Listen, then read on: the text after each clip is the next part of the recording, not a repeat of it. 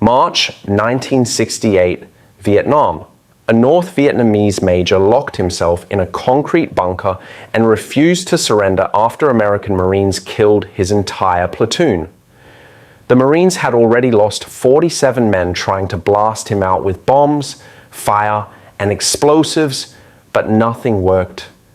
What the American captain did next broke every rule in the Marine Corps manual and changed how we think about warfare forever. But would it actually work, or would more Marines die trying? Firebase Fuller sat 5 kilometers south of the DMZ, a scar of red mud and sandbags carved into the jungle hillside. The base overlooked Route 9, the main road that carried supplies west to Khe Sanh, where 26,000 Marines had been trapped for months by enemy forces. If Route 9 fell, Khe Sanh would starve. If Khe Sanh fell, the war might be lost. That was what the generals said, anyway. That was why Captain James Ridgway stood outside a concrete bunker on this miserable hill, staring at a dark hole in the ground, knowing that a single Vietnamese major inside that hole had just killed 47 of his Marines. The heat pressed down like a wet blanket, 98 degrees. The humidity made it feel like breathing hot soup. Red clay mud covered everything. It stuck to boots, rifles, hands, faces. Marines had been in the field for 6 weeks straight, and their uniforms were rotting off their bodies. The green fabric turned gray and fell apart at the seams. Flak jackets soaked up moisture like sponges, getting heavier every day. Rifles needed constant cleaning because the red dust got into everything, jamming the mechanisms.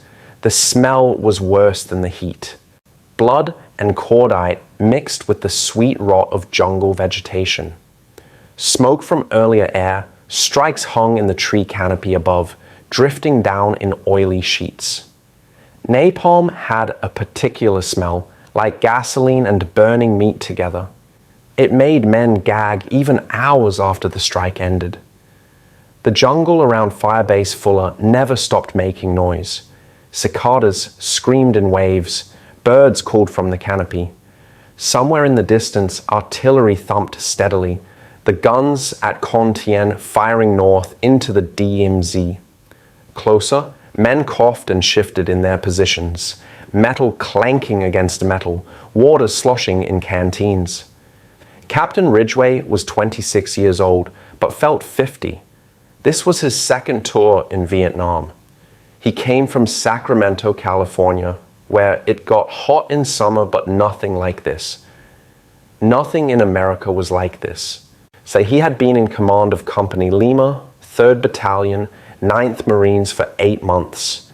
In that time, he had written 63 letters to families back home, telling them their sons and husbands would not be coming back.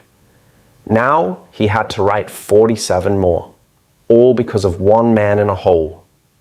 The bunker complex sat on top of Hill 412, a strategic position that overlooked the entire valley. Intelligence said the North Vietnamese army had built it months ago, maybe years. It was not just one bunker, but a network of tunnels and rooms spreading out 300 meters underground. The main entrance was reinforced concrete, 2 feet thick with a steel door. Firing ports dotted the hillside, small dark openings where machine guns could shoot out but nothing could shoot in. The tunnels connected everything underground. Well, there was water down there, a natural spring. There were storage rooms with ammunition and food. There were sleeping chambers and command posts. The NVA had designed it to survive anything the Americans could throw at it. And they were right. Ridgway's Marines had tried everything. First came the artillery, 155mm howitzers from the firebase, firing high explosive rounds for 2 hours straight. The shells landed on target, blowing craters in the hillside, shaking the ground, filling the air with smoke and dirt. When it cleared, the bunker still stood. The concrete had absorbed impacts, that would have destroyed a house. Next came the airstrikes. Phantom jets screamed overhead, dropping napalm canisters that tumbled end over end before exploding in walls of orange fire. The flames rolled down the hill, sucking oxygen, burning everything. Trees turned to ash. The ground itself caught fire, but the bunker had ventilation shafts with baffles that prevented fire from getting inside. The men underground survived. Then combat engineers tried satchel charges, heavy bags of plastic explosive that teams of Marines carried up the hill under covering fire. They placed the charges against the bunker door and ran. The explosion was enormous, a flash of white light and a boom that echoed across the valley. Marines cheered, but when the smoke cleared, the door was dented, not destroyed. They needed bigger charges. They tried flamethrowers next. 2 Marines carried the heavy tanks up the slope, attached to long hoses with nozzles that shot streams of burning fuel.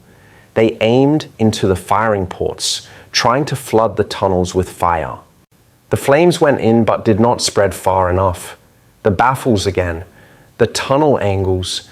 The fire died out before reaching the main chambers. Every attempt cost lives. Marines died charging up the slope. Marines died placing charges. Marines died when machine gun fire came from the firing ports, catching men in the open. 47 total. 47 body bags lined up behind the fire base, waiting for helicopters to take them away. Ridgway stood outside the bunker entrance now, 3 days after the battle started. Inside that concrete hole was Major Nguyen Van To of the 812 Regiment, North Vietnamese Army. Intelligence officers had identified him from captured documents and prisoner statements. He was 42 years old, a veteran of 15 years of war, first against the French, then against the South Vietnamese, now against the Americans. His entire platoon had been killed or captured when the Marines overran the bunker complex.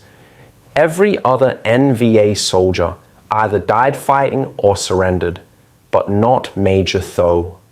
He retreated into the deepest part of the tunnel system and refused to come out. He still had ammunition, he still had grenades, he still had access to underground water. He could hold out for days, maybe weeks. Command had given Ridgway 24 hours to neutralize the position. After that, a full regiment needed to move through this area heading west. They could not leave an active enemy bunker sitting on the high ground overlooking their supply route. The generals wanted it finished, but how do you finish a fight with a man who will not surrender and cannot be killed? Combat engineers calculated they would need 500 pounds of C4 plastic explosive to collapse the entire tunnel system. That much explosive might work, but it would cause a cave-in that made body recovery impossible. It would also leave parts of the tunnel intact, meaning the NVA could reoccupy it later. And 500 pounds of C4 was more than the firebase had in stock. They would have to wait for resupply, more time, more delay, more risk. That morning, an intelligence officer brought Ridgway a captured NVA soldier, a young private who had been found hiding in a spider hole 200 meters from the bunker. The private was terrified, shaking, crying. Through an interpreter, he told them about Major Tho. The Major's wife and children had been killed in the Christmas bombing of Hanoi 4 months earlier.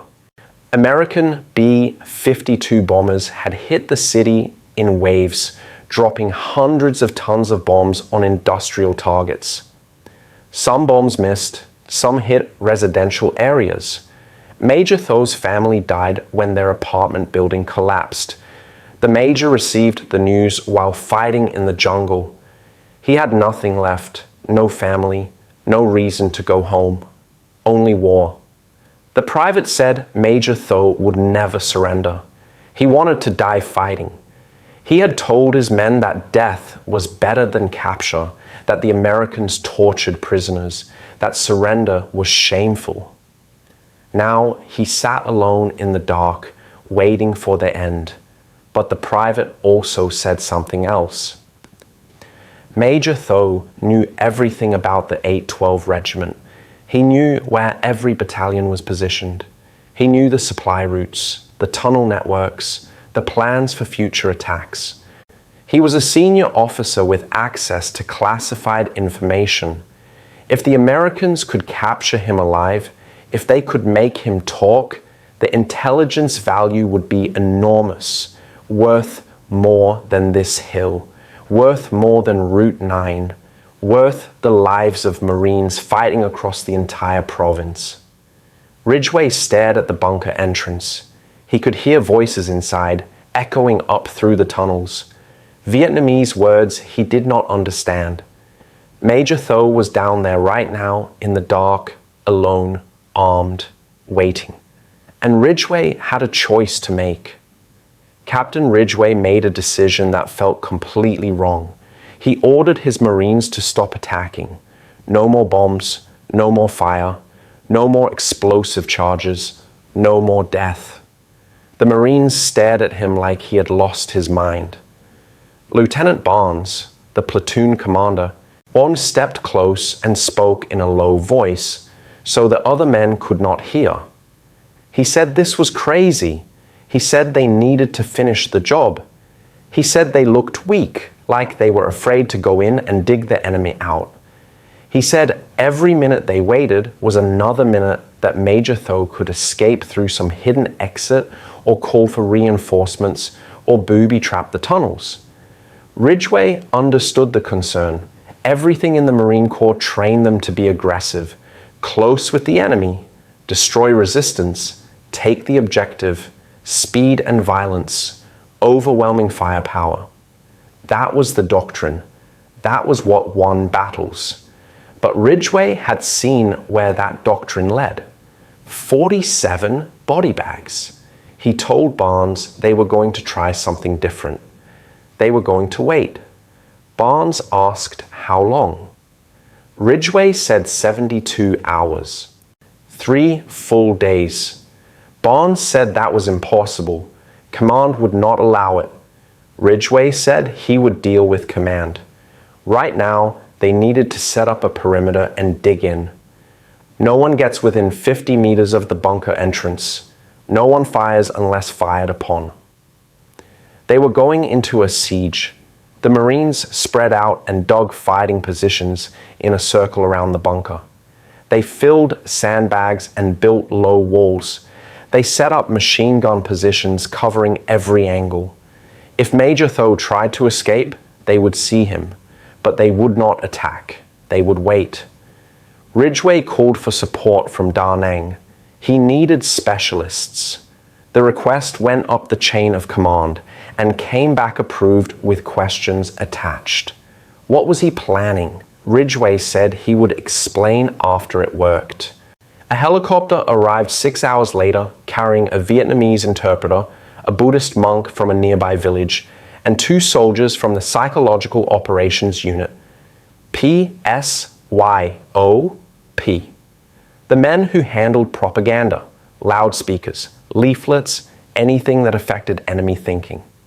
Ridgway gathered them outside his command bunker and explained his plan. Instead of trying to kill Major Tho, they were going to try to understand him.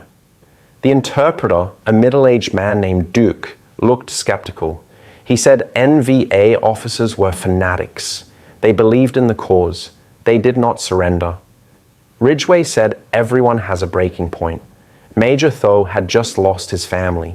He was alone. He was exhausted. He had been fighting for 15 years. Maybe, just maybe, if they approached him the right way, he would come out voluntarily. The PSYOP soldiers set up equipment, big speakers on poles, pointed at the bunker entrance.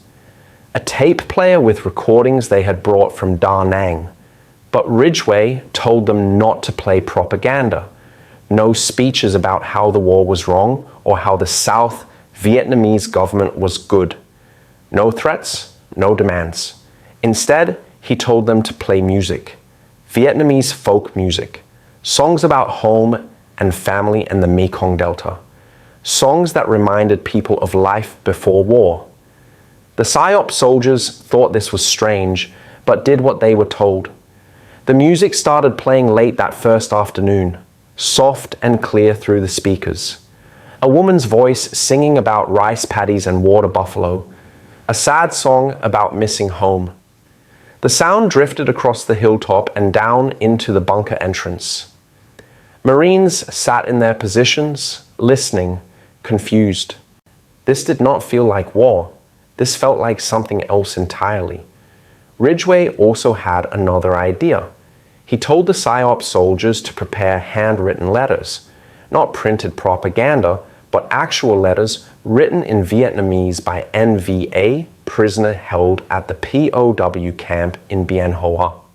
He had radioed ahead and asked the camp to collect statements from prisoners about how they were treated. The letters described 3 meals a day, medical care, no torture, no executions. The letters were real, written in the prisoners' own handwriting. The PSYOP soldiers wrapped the letters in plastic and attached them to small weights. That evening, they tossed the letters down through the bunker entrance, hearing them clatter on the concrete floor below. No response came from inside. The music continued playing through the night. Marines took shifts on watch, 2 hours on, 4 hours off. The temperature dropped after dark, but not much. Still hot, still humid. Mosquitoes came out in swarms, biting exposed skin, buzzing in ears. Marines burned small coils of repellent that smoked and smelled like chemicals. The jungle sounds changed at night. Different birds, different insects. Somewhere in the distance, a tiger coughed. A sound like wood being sawed. Marines gripped their rifles tighter, even though tigers avoided people. On the second day, Ridgway added food to the approach. He had Marines cook rice and chicken, real food from the firebase mess, and place it in a metal bowl outside the bunker entrance, along with a canteen of clean water. Then they backed away and waited. Hours passed. The food sat untouched. Flies landed on it. The heat made it smell. But as the sun set that evening, a hand reached out from the bunker entrance, fast, grabbed the bowl and canteen, pulled them back inside, gone in 3 seconds. Some Marines raised their rifles but did not fire. Ridgway had ordered them not to shoot unless Major Tho pointed a weapon at them. Grabbing food was not an attack, it was survival. Lieutenant Barnes approached Ridgway that night. He said this was taking too long. He said command was asking questions. He said the men thought they were wasting time.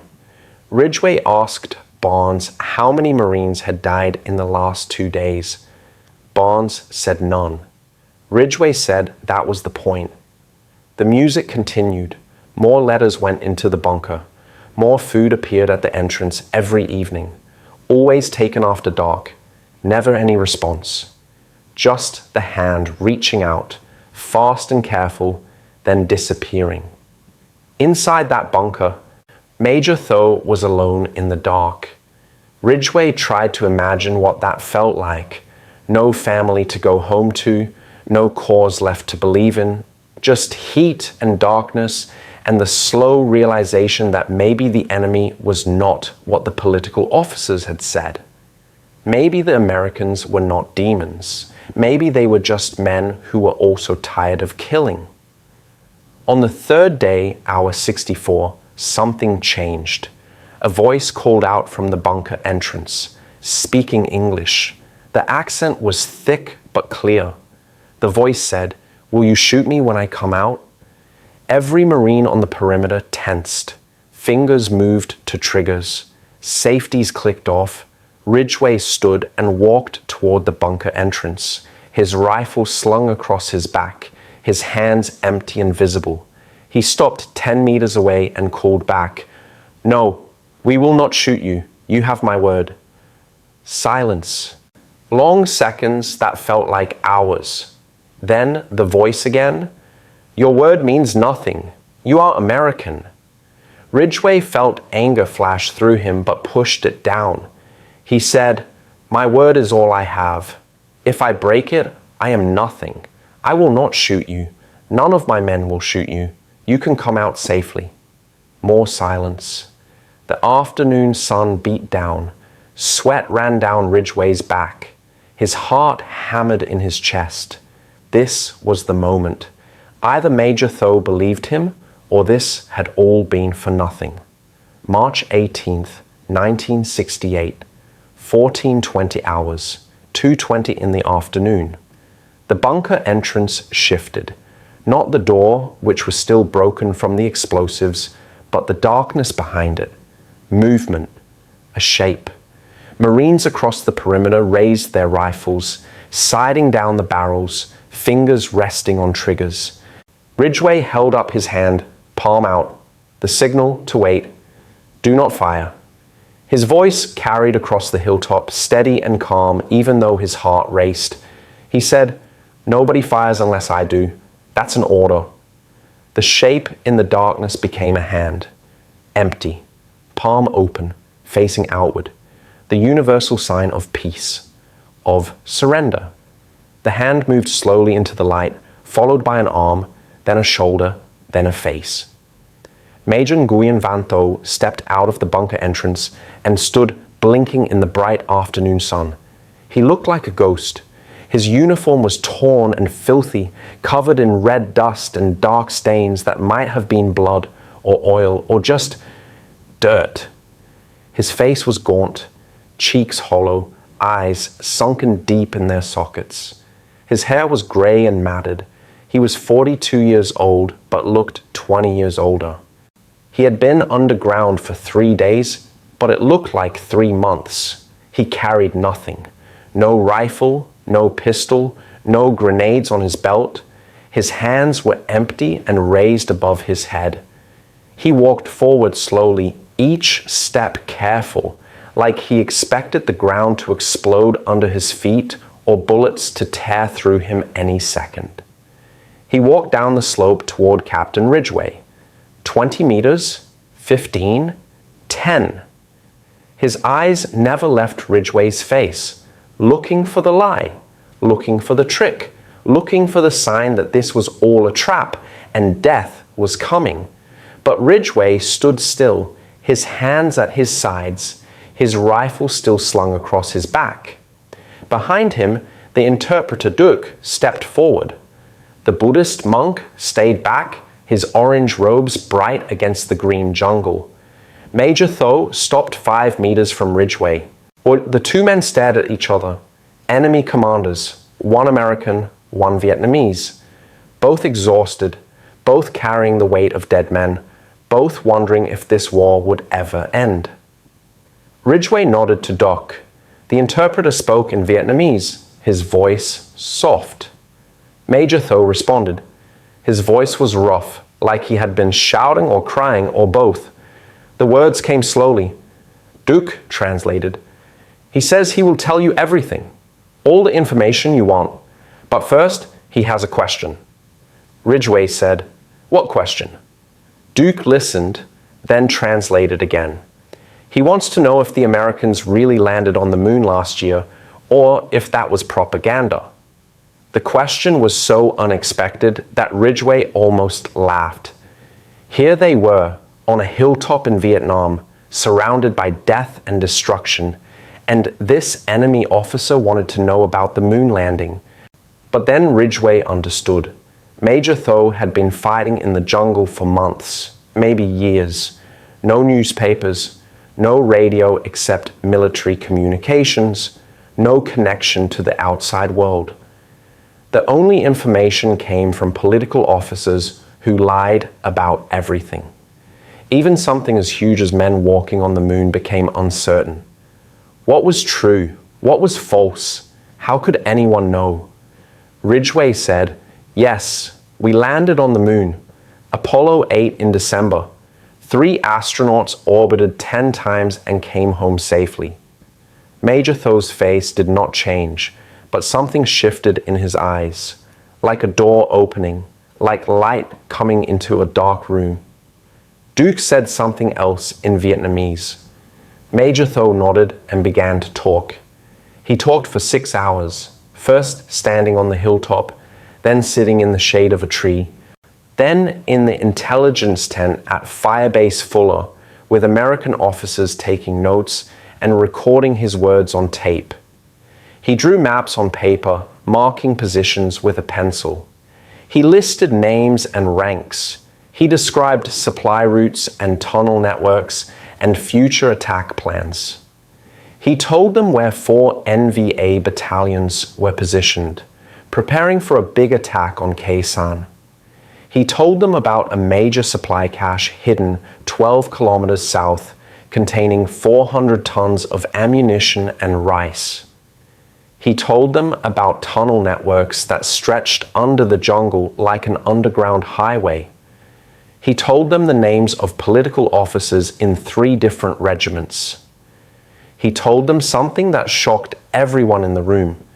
He said the NVA High Command knew about American B-52 bomber strikes 48 hours before they happened.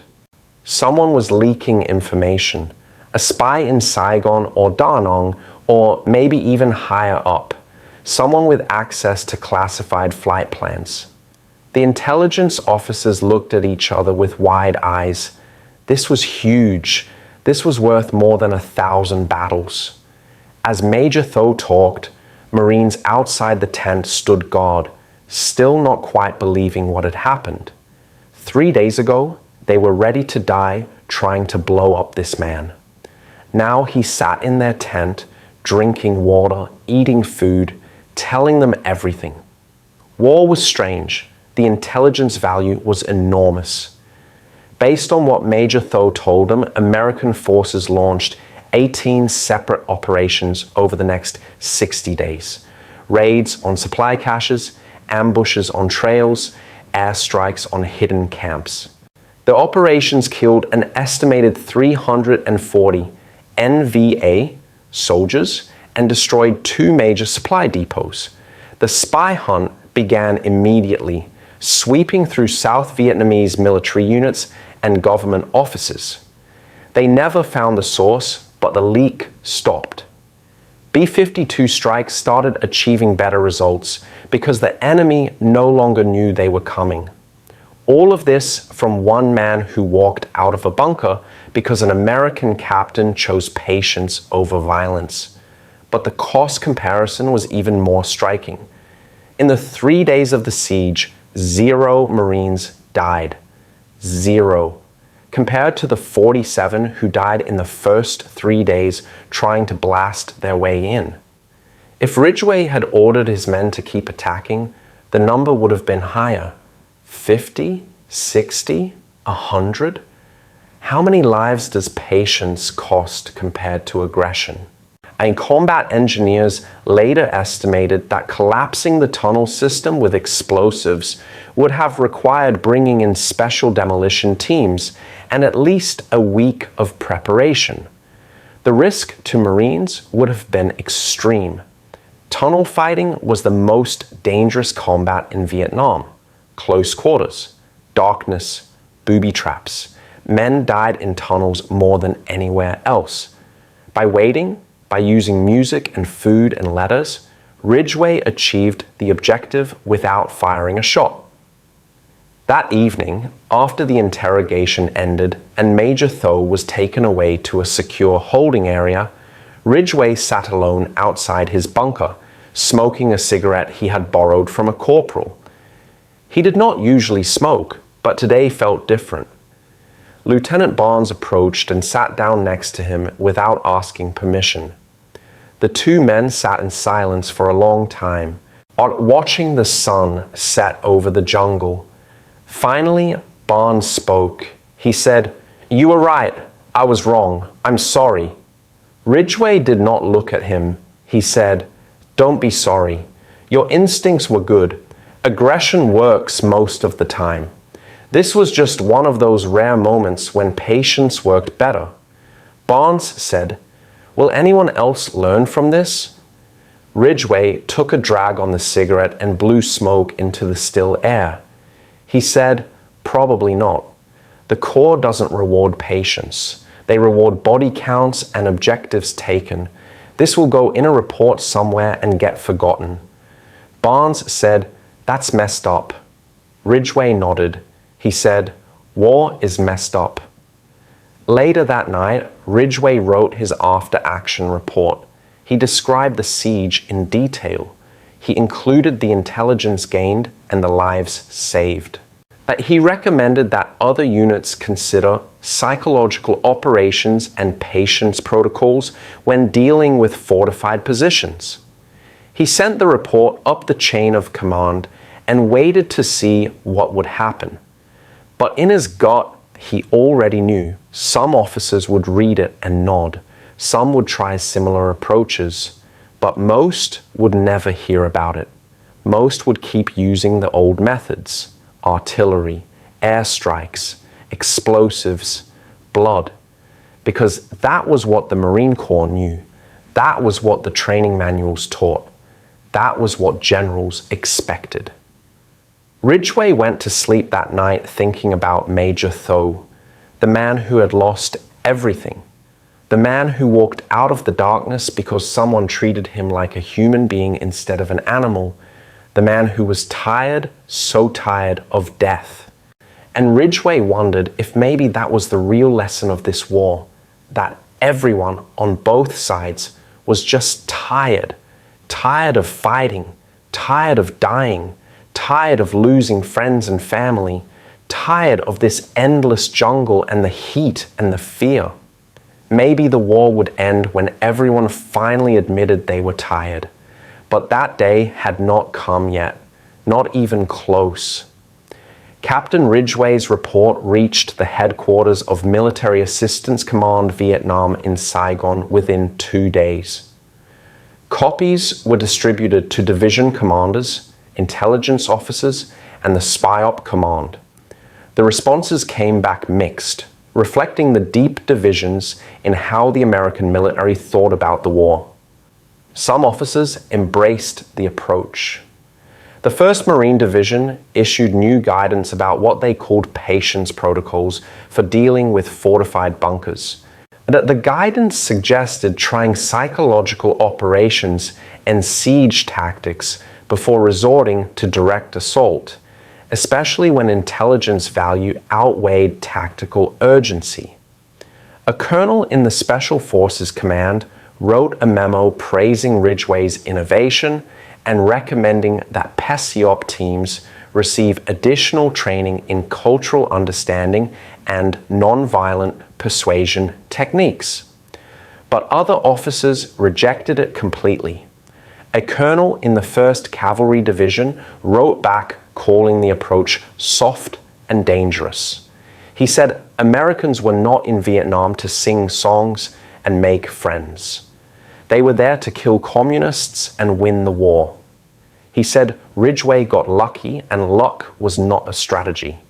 He said aggressive action was the only reliable method and anything else risked American lives for uncertain results. A general at MACV headquarters read the report and filed it away with a note saying it was interesting but not applicable to large-scale operations. The debate revealed something important. The military was fighting 2 different wars in Vietnam. One war valued body counts and territory taken. The other war valued intelligence and psychological impact. The 2 approaches often contradicted each other, and most of the time, the body count war won. Most line infantry units never heard about Firebase Fuller. They never learned about Major Tho or the 3-day siege or the intelligence windfall. They kept using flamethrowers and satchel charges on bunkers. They kept losing men in tunnel fighting. They kept measuring success by how many enemy soldiers they killed, not by how much information they gathered. The Army Special Forces did incorporate some lessons into their training. They taught operatives about isolation and psychological pressure. They studied cultural factors that might convince enemy soldiers to defect or cooperate. Years later, in Iraq and Afghanistan, these techniques would become standard in special operations. But in 1968 Vietnam, they remained the exception, not the rule. The tragic irony was impossible to ignore. Ridgway's approach had proven that patience and understanding could achieve better results than violence.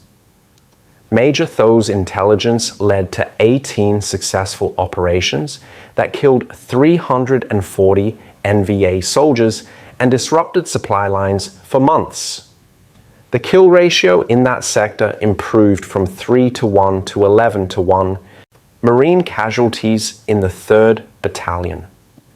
9th Marines dropped by 43% over the next 90 days as they adopted modified patience protocols in certain situations. The numbers proved it worked, but strategically, nothing changed. The North Vietnamese kept sending soldiers and supplies south. The Ho Chi Minh Trail kept operating despite constant bombing. The Viet Cong kept recruiting new fighters faster than the Americans could kill them. American public opinion kept turning against the war. The Tet Offensive in January had shocked the nation, proving that the enemy was far from defeated despite years of optimistic reports.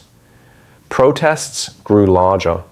Politicians began talking about withdrawal. The tactical brilliance at Firebase Fuller became a tiny footnote in a war that the United States was losing. Major Nguyen Van Tho was moved to a prisoner of war camp at Bien Hoa, south of Saigon, where he stayed for 2 years. In 1970, as peace negotiations dragged on in Paris, he was transferred to a larger facility in the Philippines. He spent 3 more years there, away from the war, away from Vietnam, living in a kind of limbo where he was neither free nor exactly imprisoned. The Americans treated POWs reasonably well by that point in the war, following Geneva Convention guidelines. 3 meals a day, medical care, recreation time, male privileges. Major Tho received letters from distant relatives still alive in North Vietnam, carefully censored by both sides. The letters talked about weather and crops and nothing important. In 1973, after the Paris Peace Accords were signed, and Major Tho returned to North Vietnam as part of the prisoner exchange. He went back to Hanoi, to a country that had been at war for 30 years and was finally, supposedly, at peace. The city was scarred by bombing. Buildings stood empty with their walls blown out, but people were rebuilding, life was returning. Major Tho found work as a clerk in the Ministry of Agriculture, not a hero's welcome, not a position of honor, just a quiet job for a man who had fought for 15 years and wanted to be left alone. He never remarried. He lived in a small apartment and walked to work every day. He did not talk about the war much. In 1989, after Vietnam began economic reforms and opened up to the world, Major Tho wrote a short memoir. It was published in a small journal that few people read.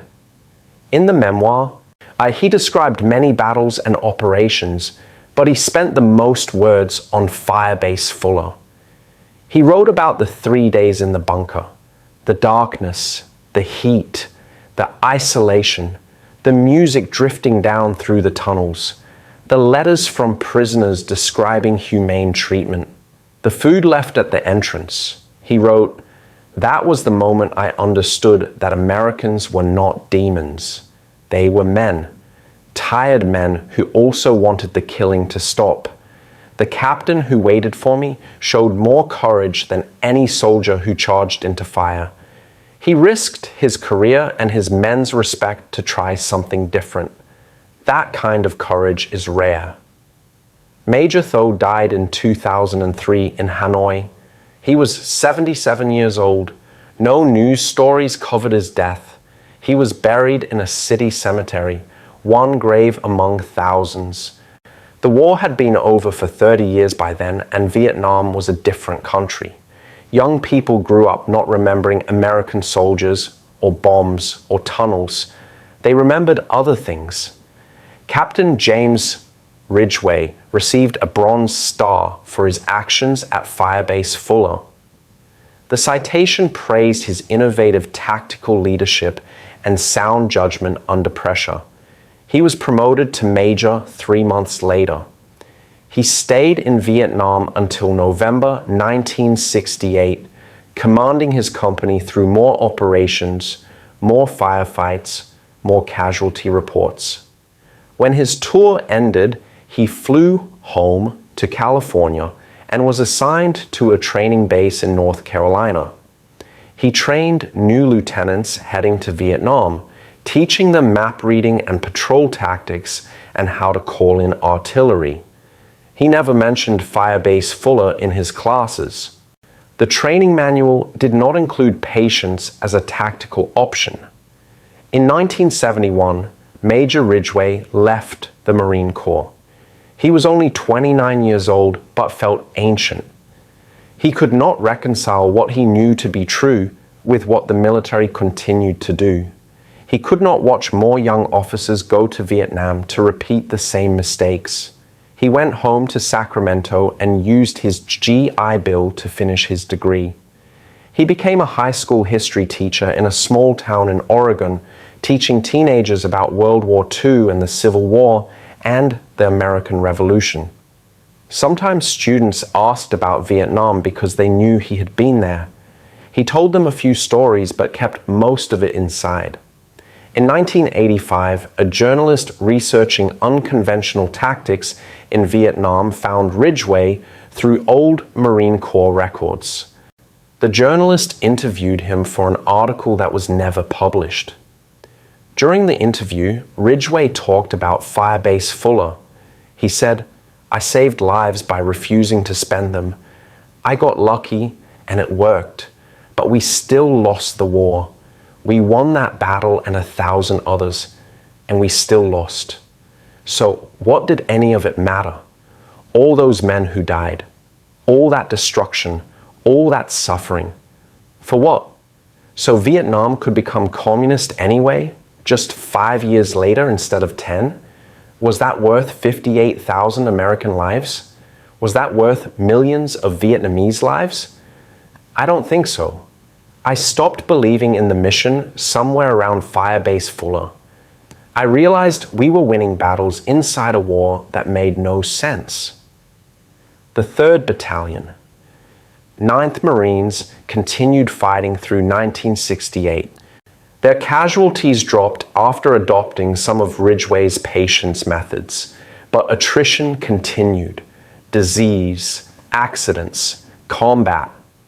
By December, the battalion's strength had dropped from 937 men to 604. Replacements arrived constantly, fresh from training, wide-eyed and scared. The veterans who had been there for months looked at them with a mix of pity and envy. Pity because the new guys did not know what was coming. Envy because they still had most of their tour ahead of them, which meant they might go home alive. The statistical vindication of Ridgway's approach was clear to anyone who looked at the numbers. 0 casualties during the siege compared to 47 in the previous assault. Intelligence that led to a kill ratio improvement from 3 to 1 up to 11 to 1 in that sector. A 43% reduction in casualties over 90 days. Lives saved. Information gained. Enemy disrupted. But statistics do not change institutional culture. The Marine Corps continued to prioritize aggression and firepower. Training manuals continued to emphasize speed and violence. Officers who racked up high body counts received promotions and medals. Officers who showed patience and restraint were often seen as weak or indecisive. The system rewarded what it had always rewarded. Modern military doctrine would eventually absorb some of these lessons, but it took decades. In 2007, during the surge in Iraq, American forces discovered that treating local populations with respect and cultural understanding produced better results than kicking down doors and shouting orders. Special operations units learned that turning enemy fighters into informants was more valuable than killing them. Soldiers in Afghanistan learned that building relationships with village elders prevented more attacks than drone strikes. All of these lessons echoed what Ridgway had discovered in March 1968 at Firebase Fuller. Today, Firebase Fuller does not exist. The American military abandoned it in 1969 during a tactical reorganization. Without maintenance, the jungle reclaimed the hilltop quickly.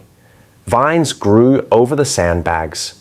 Trees sprouted in the old bunker positions.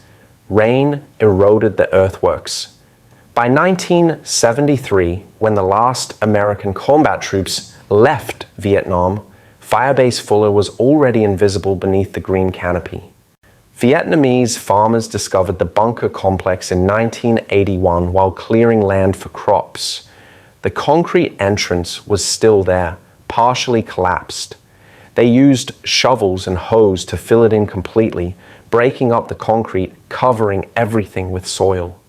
The hill became a manioc field. Cassava plants grew in neat rows where Marines had dug fighting positions. After heavy rains, metal objects sometimes surfaced in the red soil. Shell casings from M16 rifles, C ration cans with faded labels, pieces of shrapnel. Farmers collected these and sold them as scrap metal.